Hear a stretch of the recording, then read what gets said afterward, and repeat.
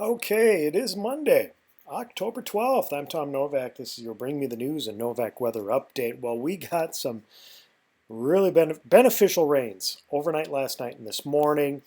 You can see it right here. These are the rainfall total estimated now. Radar estimated rainfall totals as of 7 a.m. this morning. And take a look at it, mostly focused on Minnesota and then now western Wisconsin. And many of us getting anywhere from a half an inch to an inch, in some places even more than that, with the bullseye basically stretching from about Mankato, Minnesota, northeast through the southern and eastern Twin Cities metro and then into western Wisconsin. So a lot of the areas that really desperately needed some rain got some here over the last 24 hours. So that is great news. Hopefully you were able to get some rain. Also, temperatures across the region late this afternoon.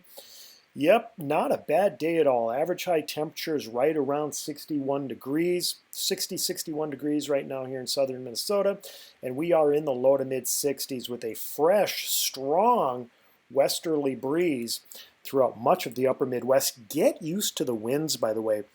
I've been thinking about this. It's been windy here lately, and usually October and April are pretty windy months because we are transitioning uh, from fall towards more of a winter pattern as we get into late October. And then, of course, in April, we transition from spring towards summer. And during that transition process is when you get strong winds because the jet stream is usually roaring pretty good right across the upper Midwest during those months. So it's not surprising that we have strong winds, and it's pretty consistent. Every day it seems like the winds are acting up here in the upper Midwest. Okay, here is the jet stream. Speaking of that jet stream, look at how the winds are really strong at about 150 to 160 knots this week. And this is the jet stream for tomorrow. Take a look at it. It is just cruising out of the Pacific Northwest, east, right across the upper Midwest.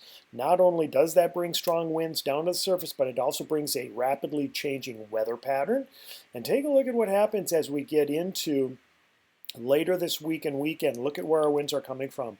They start to turn out of the northwest, and they're coming straight from Alberta and Saskatchewan, southeast in the upper Midwest. That means we're going to get much, much colder as the week goes on.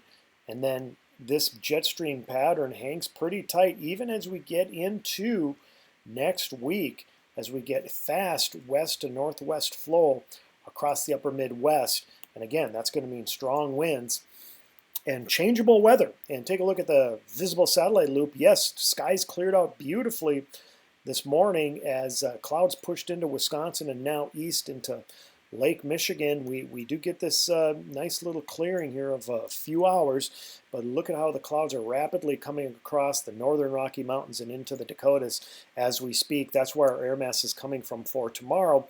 So no doubt we're going to have more cloud cover tomorrow, probably a mix of clouds and sun. And I think that's going to be the case much of this week as our winds, again, are strong and they're bringing systems quickly across the upper Midwest. Take a look at the low-level temperatures now as we go through the week. And really, what I really want you to focus on here, and let's go back here, and let's give you geographic reference here. Here's Minnesota now.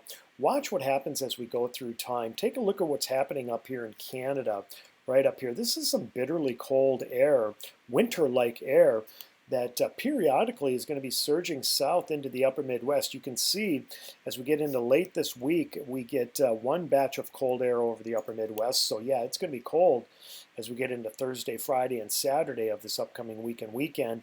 Get a brief shot of warm air for later in the weekend, and then look at what happens as we get into early next week.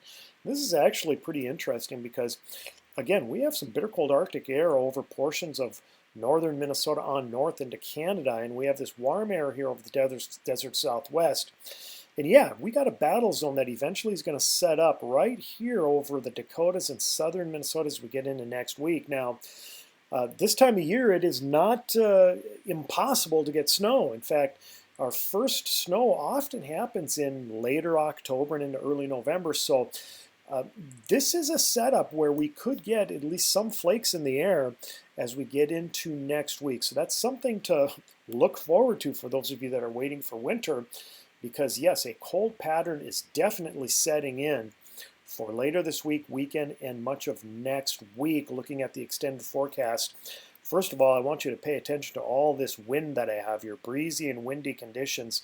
Not only like what you saw today, but look at this. I think it's going to be windy on Wednesday, breezy on Thursday and Friday, and then look at what happens to the temperatures.